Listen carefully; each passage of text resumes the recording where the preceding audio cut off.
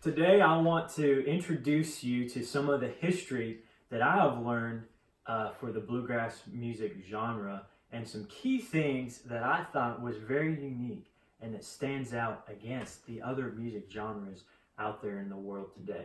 But before that, I just want to give a brief history of some of the main instruments in bluegrass music. We have, of course, the fiddle. The modern fiddle was created in 1564 by Andrea Macchi in Italy.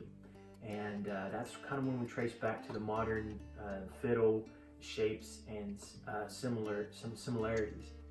And then also stemming from Italy as well is the mandolin.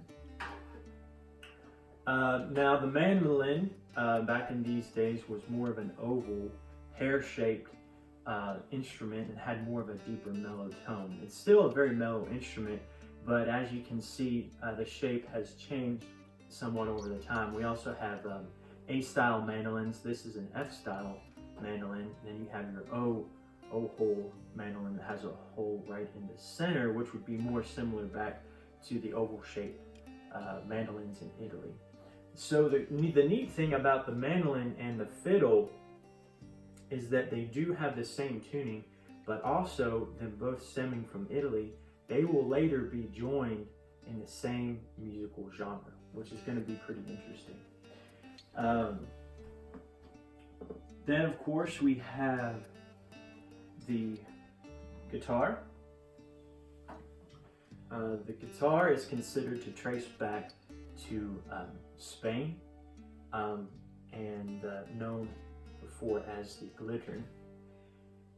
Now, the modern guitar, what we would consider a modern guitar, would be first coming to light probably in the late 1700s to early 1800s.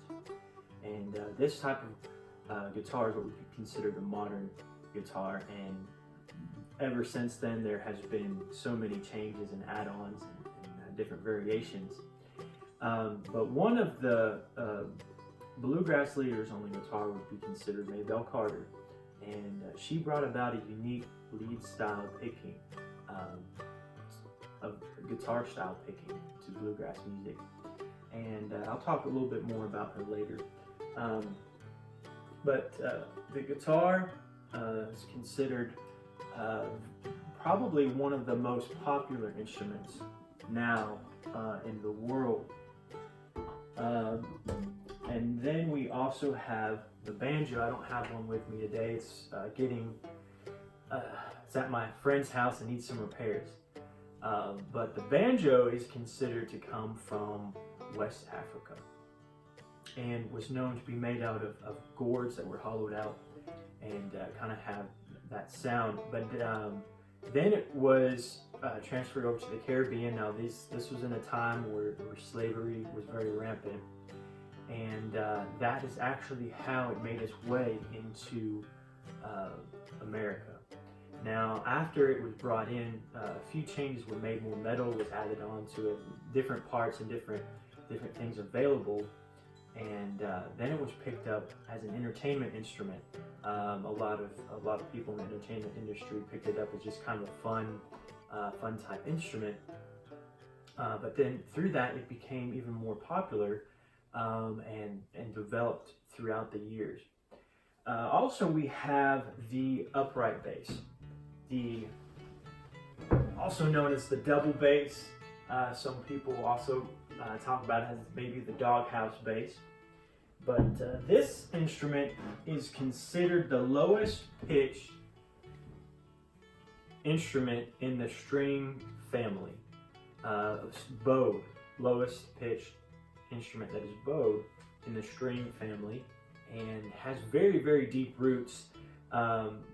Most people aren't exactly sure where it exactly stemmed from. It is a part of the string family and is known to be a part of European culture in the early 1500s. So we can kind of trace it back that far. But it is used in bluegrass music as the lowest tone in the music, and also a big part of the rhythm in bluegrass music as well. But now, so this has kind of been just a quick overview of the history of the instruments in bluegrass music. But one thing that really has stood out to me in bluegrass is the different types and instruments, not only that came from around the world all into one area, one type of music, but also the people that influenced bluegrass music. As we mentioned, with the banjo comes from West Africa, many of the songs in bluegrass music are traced back to many of the Negro spirituals and have a similar kind of tone and sound to those Negro spirituals. And so bluegrass has long been impacted by many different people and many cultures. The one man considered the father of bluegrass music is Bill Monroe, and he was the one to bring mandolin into more of a bluegrass or even country, for that matter, type genres. It was considered more of a classical type instrument before that time. It was very well received. Bill Monroe had a very unique approach to mandolin, and it just stood out and has forever impacted bluegrass music. And then also on the banjo was Earl Scruggs. He has developed the 3-finger style picking of banjo into what we would consider modern bluegrass. So he was one of the people that really ushered that into the bluegrass music and forever changed the history and progression of bluegrass music. Also, I mentioned Maybelle Carter on the guitar and her lead picking that really ushered some of the change in bluegrass music as well. So bluegrass music has been considered a very deep part of Appalachia and rooted very deeply, which is true, and we're very proud of this music, the sound of Appalachia. But I would submit that bluegrass music is really a genre from around the world, all brought together in one music type.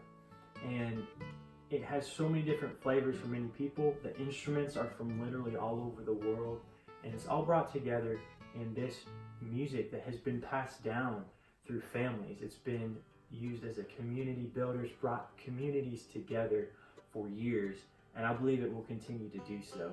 But I think this is one of the most unique things about bluegrass, and often overlooked, is that it's a very unique type of music, so broad, from all around the world, all in one basket.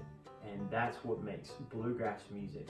And one thing that I learned throughout that and was really excited to find out is how this music has been impacted from so many different people, and how we can take it and continue on forward through the next generation, and what we can add to it to make it even better.